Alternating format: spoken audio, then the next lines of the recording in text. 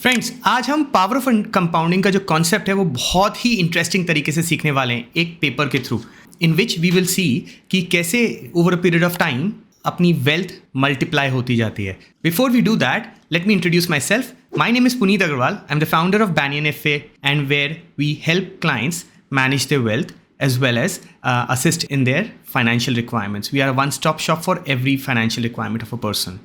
So let's get going. Here I've got a piece of paper, a rough piece of paper. You can also bring one piece of paper and do it along with me. And once we have done this exercise, please note down in the comments below what outcome you get. So एक paper का general जो मोटापा है around 0.1 millimetre होता है. 0.1 millimetre. दोस्तों, हम इस एक्सरसाइज में क्या करेंगे, इस पेपर को हम फोल्ड करेंगे आधे में पहले. ठीक है, आप चाहें तो आप मेरे साथ कर सकते हैं. लेट्स सी कि आपके पास क्या आउटकम आता है. जब मैंने इसे फोल्ड किया आधे में, तो अब 0.1 की जगह अब इसकी विड्थ रफली 0.2 मिलीमीटर हो गई है. राइट, कुछ ज़्यादा फर्क नहीं पड़ रहा. अब मैं इसको फर्दर आधे में और करूँगा. अब इसकी हमने 2 फोल्ड कर चुके हैं और अब इसकी विड्थ रफली 0.4 mm के आसपास होगी. रिमेंबर, अभी भी 1 मिलीमीटर नहीं हुआ इसका. अब मैंने इसको फर्दर, अब मेरा थर्ड फोल्ड है, थर्ड फोल्ड में जाके अब इसकी शायद रफली 0.8 मिलीमीटर्स हो गई है विड्थ.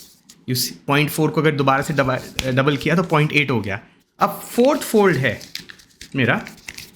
फोर्थ फोल्ड करने के बाद दोस्तों अब ये शायद रफली 1.6 मिलीमीटर हो गया है. बिकॉज अगर पिछले वाले फोल्ड पे वो 0.8 था तो फोर्थ फोल्ड पे 1.6 हो गया. अब मैं कोशिश करके फिफ्थ फोल्ड कर रहा हूँ. फिफ्थ फोल्ड करने के बाद वो 1.6 से डबल होके 3.2 मिलीमीटर के आसपास हो गया है. अब मैं कोशिश करके एक और फोल्ड करता हूँ और करने के बाद अब ये 6 फोल्ड पे रफली 6 मिलीमीटर हो गया है. मेरे ख्याल से मैं इससे ज़्यादा इसको अब फोल्ड नहीं कर पाऊँगा. लेकिन लेट्स अज्यूम कि किसी इंसान के पास बहुत बड़ा पेपर है, तो ये अगर हम मल्टीप्लाई करते जाएं हर बार तो क्या आउटकम होगा. Let's see. Before that, please in the comment section below आप बताइए कि आपने कितने फोल्ड कर पाए थे अपने पेपर का. मैं 6 से ज़्यादा नहीं जा पाया. सो दोस्तों, अभी तो हम 6 फोल्ड तक पहुँचे. लेट्स सी, अगर मैं ये नंबर ऑफ फोल्ड्स बढ़ाता जाता हूँ तो किस स्पीड से ये जो हाइट थी उस पेपर की, जो मोटापा था, वो बढ़ता चला जाता है. तो पहला पड़ाव हम लेते हैं 10th फोल्ड पे. 6th फोल्ड पे था रफली हम 6 मिलीमीटर तक पहुँचे थे.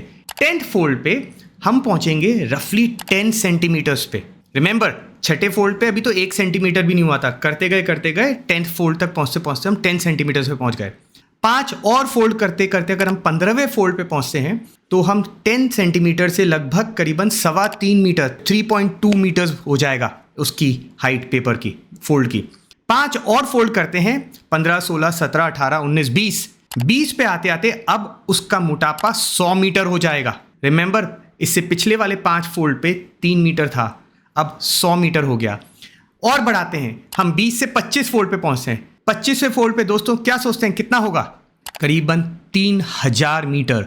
20वें फोल्ड पे 100 मीटर ही था. अब हमने 5 और फोल्ड 25वें फोल्ड पे करते करते अब ये 3000 मीटर हो गया दोस्तों, या 3 किलोमीटर. 5 फोल्ड और ऐड करते हैं from 25 to 30. You will realise कि ये अब 3000 मीटर और 3 किलोमीटर से बढ़ के अब 100 किलोमीटर की हाइट हो जाएगी इस पेपर की. राइट, और अब 5 फोल्ड की जरूरत नहीं है. अब हम क्या करते हैं, 30 से सिर्फ 34 फोल्ड तक जाते हैं. 4 और बार उससे डबल करते हैं. ये बढ़ के अब इसकी हाइट 100 ऑड किलोमीटर से बढ़ के 1700 किलोमीटर हो जाएगी. हाँ दोस्तों, यहाँ दिल्ली से दुबई जितनी डिस्टेंस रफली हो जाएगा. ठीक है, अब 2 फोल्ड और करते हैं, 34 से 35 और 35 से 36 फोल्ड करते करते वो 1700 किलोमीटर से बढ़ के 6800 किलोमीटर हो जाएगा. दिल्ली से लंदन जितना डिस्टेंस. अब मैं इसको 36 से 37th फोल्ड करता हूँ, जस्ट एक और फोल्ड. तो अब इसकी जो हाइट है वो 6800 किलोमीटर से बढ़ के 13700 किलोमीटर हो जाएगी. यस, दिल्ली से सैन फ्रांसिस्को जितना डिस्टेंस. और अगर अब इसमें मैं थोड़े से और 2-4 फोल्ड और ऐड करके 42nd फोल्ड तक पहुंच जाता हूं, तो ये 13,000 किलोमीटर से बढ़ के ये हाइट 4,40,000 किलोमीटर हो जाएगा, जो अर्थ से मून की डिस्टेंस से भी ज़्यादा हो गया. सो आपने नोटिस किया शुरू के 6, 7, 10 फोल्ड में तो बेयरली 1 मीटर नहीं पहुंच रहा था, और कहां आखिरी के हर फोल्ड में हजारों किलोमीटर बढ़ने लग गया। This is the perfect example of how compounding works with time. So let's see कि ये पेपर का एग्जाम्पल हम अपने लाइफ में कैसे कर सकते हैं। अब पेपर के पास हमारे पास 42 अटेम्प्ट्स थे ये मैसिव गैप देखने के लिए। अनफॉर्चुनेटली ह्यूमन लाइफ के पास टाइम बहुत सीमित है। अगर हम देखा जाए तो वो डबल हो रहा था हर फोल्ड पे। इन्वेस्टमेंट वर्ल्ड में डबल होना मतलब 15% रिटर्न हो गया रफली, अगर मैं 5 साल की बात करूं। 15% इसलिए लिया है क्योंकि कुछ केसेस में ये पॉसिबल है, राइट। तो अगर मैं 15% का रिटर्न का एग्जाम्पल लेता हूं तो हर 5 साल में पैसा डबल हो सकता है, राइट। अब ये पर्सपेक्टिव को अगर हम ह्यूमन लाइफ के पर्सपेक्टिव में बात करें तो 5 साल के कितने अब इंसान के पास ऑप्शंस होंगे।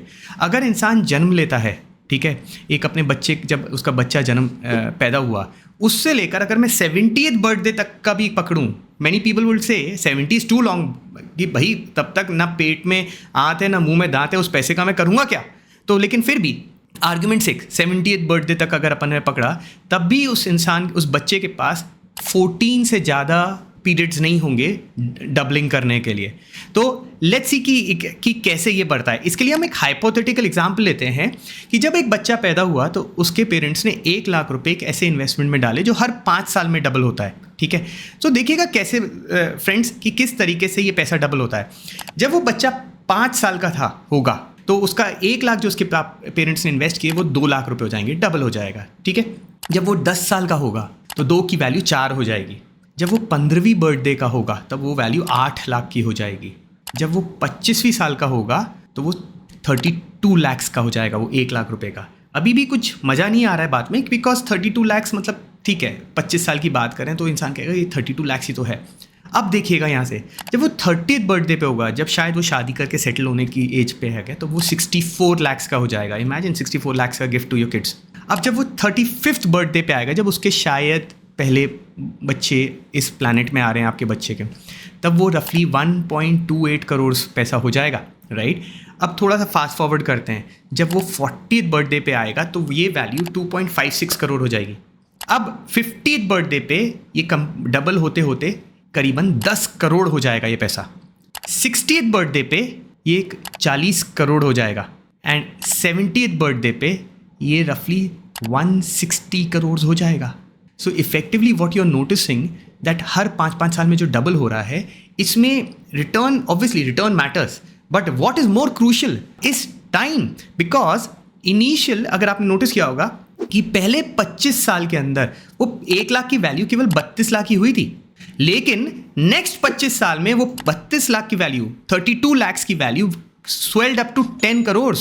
And actually, if we get into the next 25 further years, this 10 crores value will go up to 320 crores. It is not something which is not achievable. It is perfectly possible. But time is the point over here, that are you patiently investing and investing for long enough? And that is what the power of compounding is, my friends. That compounding में सिर्फ एक चीज matter करती है, right investment के साथ time. So do not disrupt your compounding engine and start investing as early as you can, because human life के पास 5 साल के ज़्यादा number of years नहीं, periods नहीं है. Start early and be long enough. Thank you. If you like this video, please do hit the like button and subscribe to us as well. Bye-bye.